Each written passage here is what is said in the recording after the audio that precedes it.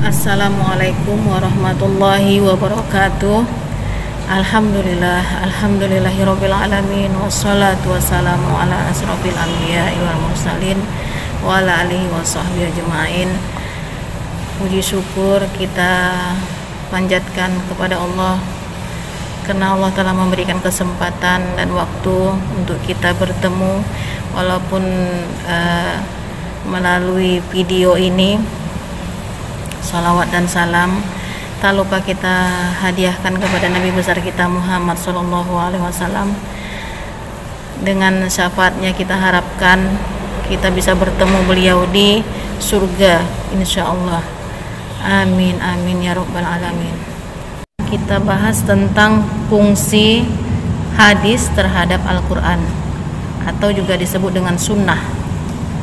Apa fungsi yang pertamanya? Adalah sebagai bayan muafik atau disebut juga dengan bayan takrir, bayan takkid. Apa itu bayan muafik? Bayan muafik adalah hukum yang terkandung yang dibawa oleh sunnah tersebut sesuai dengan hukum yang ada di dalam ayat tertentu. Dalam hal ini kedatangan sunnah sebagai penguat dengan nas yang ada di dalam Al-Quran.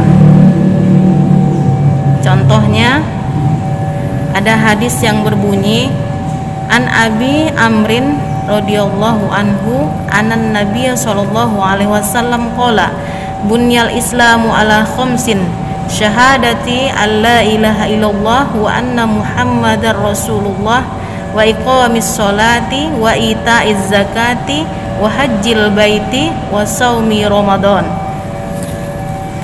yang artinya dari Ibnu Umar bahwasanya Rasulullah SAW bersabda, Islam dibangun atas 5 perkara. Yang pertama, bersaksi bahwa tiada Tuhan selain Allah, kemudian bersaksi bahwasanya Muhammad adalah utusan Allah, kemudian mendirikan sholat dan mendatangkan zakat, menunaikan zakat, dan berhaji dan puasa di bulan Ramadan. Hadis ini menguatkan ayat-ayat yang berikut. Salah satunya yaitu Bismillahirrahmanirrahim, waqimus sholata wa atuz zakata. Dirikanlah sholat dan tunaikanlah zakat. Kemudian ada lagi dalam surah Al-Baqarah ayat 183. Ya ayyuhalladzina amanu kutiba alaikumussyam. Fungsi yang kedua adalah bayan tafsir atau disebut juga dengan bayan tafsil, yaitu hadis ataupun sunnah datang untuk menjelaskan ayat-ayat Al-Quran yang bersifat mujmal atau yang bersifat global, masih umum. Contohnya perintah sholat seperti yang sudah dibacakan di atas, aqimus sholah wa atuz zakah, perintah dan ibadah yang lain. Maka datanglah hadis yang menjelaskan. Contohnya hadisnya adalah shollu kama ra'aitumuni usolli. Sholatlah kamu sebagaimana kamu melihat aku sholat. Itu riwayat Al-Bukhari. Jadi permasalahan atau perintah sholat yang global tadi tentang sholat diperinci lagi dengan datangnya hadis Rasulullah tersebut. Fungsi yang ketiga adalah tahsis al-am, yaitu hadis datang untuk mengecualikan atau mengeluarkan makna dari ayat Al-Quran yang masih umum.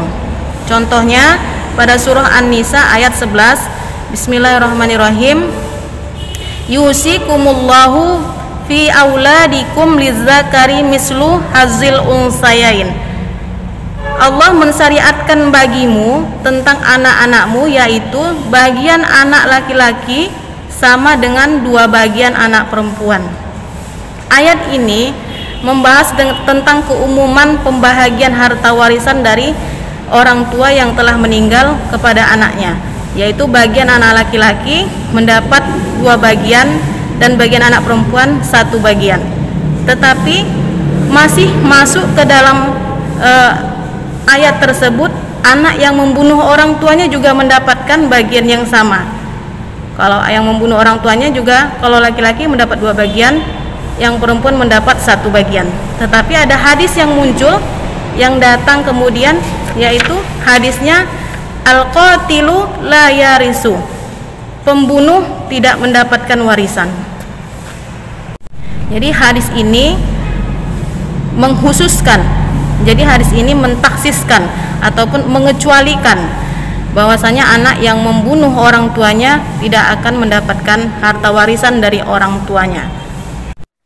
Fungsi hadis terhadap Al-Quran yang keempat adalah bayan taqyid al-mutlaq, yaitu hadis datang untuk menjelaskan pembatasan terhadap ayat Al-Quran yang bermakna luas. Contohnya ada pada surah Al-Maidah ayat 38. Bismillahirrahmanirrahim. As-sariqu was-sariqatu faqta'u aydiyahuma jazaa'an bima kasaba. Artinya, pencuri laki-laki dan pencuri perempuan hendaklah kamu potong tangannya sebagai balasan bagi apa yang mereka lakukan. Ayat ini menjelaskan tangan secara mutlak, yaitu dari pangkal tangan sampai ujung jari. Itulah yang dikatakan tangan. Maka mana batasan yang hendak dipotong ketika seseorang melakukan pencurian?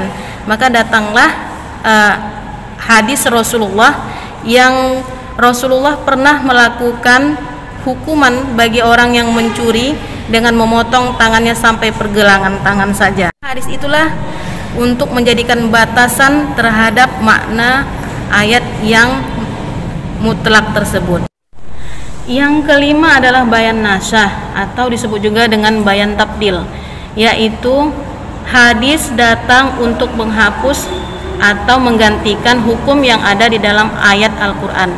Jadi apabila datang hadis yang bertentangan maknanya dengan ayat Al-Quran, hadis tersebut datang setelah Al-Quran, maka ayat Al-Quran itu hukumnya digantikan dengan hadis yang datang setelahnya.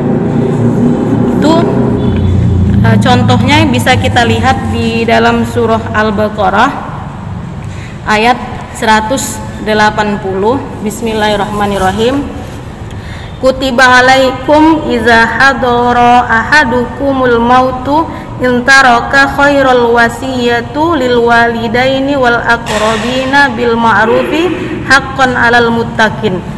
Artinya, diwajibkan atas kamu apabila telah hadir salah seorang kamu kematian dan dia meninggalkan harta, maka berwasiatlah kepada kedua orang tuanya dan keluarganya dengan cara yang baik, dan kewajiban atas orang-orang yang bertakwa. Ayat ini menjelaskan bahwasanya wajib memberikan wasiat bagi orang yang hendak meninggal kepada kedua orang tuanya dan keluarga atau kerabatnya tentang harta yang dia miliki. Kemudian muncul hadis Rasulullah yang bertentangan dengan makna yang terkandung ataupun hukum yang terkandung di dalam ayat Al-Baqarah 180 ini, yaitu riwayat Abu Daud. Bunyi hadisnya adalah fala wasiyata liwarisin, maka tidak ada wasiat bagi ahli waris. Jadi dalam masalah ini yang menjadi mansuh adalah ayat yang di belakang tadi, yaitu Al-Baqarah ayat 180, dan yang menjadi penasahnya atau yang menghapusnya yang adalah riwayat Abu Daud tersebut, bahwasanya ahli waris tidak mendapatkan wasiat lagi, tidak boleh lagi mendapatkan wasiat atau harta yang diwasiatkan. Yang keenam bayan tasri, yaitu hadis yang menetapkan hukum-hukum yang tidak ada di dalam Al-Quran. Contohnya hadis tentang zakat fitrah, yaitu hadis yang diriwayatkan dari Ibnu Umar. Rasulullah mewajibkan zakat fitrah di bulan Ramadan bagi umat Islam yang merdeka maupun hamba sahaya, laki-laki maupun perempuan, 1 sa' kurma atau 1 sa' gandum. Hadis ini telah menjelaskan bahwa wajib membayar zakat fitrah bagi umat Islam. Di dalam Al-Quran surah At-Taubah ayat 103, Allah berfirman, "Khuz min amwalihim shadaqatan tutahhiruhum wa tuzakkihim." Ambillah dari sebagian harta mereka sebagai sedekah untuk membersihkan mereka dan mensucikan mereka. Ayat Al-Quran ini tidak menjelaskan ketentuan zakat fitrah atau kewajiban zakat fitrah. Hanya saja ayat ini menjelaskan tentang keharusan untuk mengambil harta, sebagian harta umat Islam untuk mensucikan mereka. Kemudian datanglah hadis Rasulullah yang membahas tentang zakat fitrah yang setelah disebutkan tadi. Maka hadis Rasulullah tersebut menjadi tasyrik karena dia menetapkan hukum yang tidak ada di dalam Al-Quran. Demikianlah video ini, semoga bermanfaat bagi yang mendengarnya, dan saya akhiri dengan wabillahi taufik wal hidayah. Assalamualaikum warahmatullahi wabarakatuh.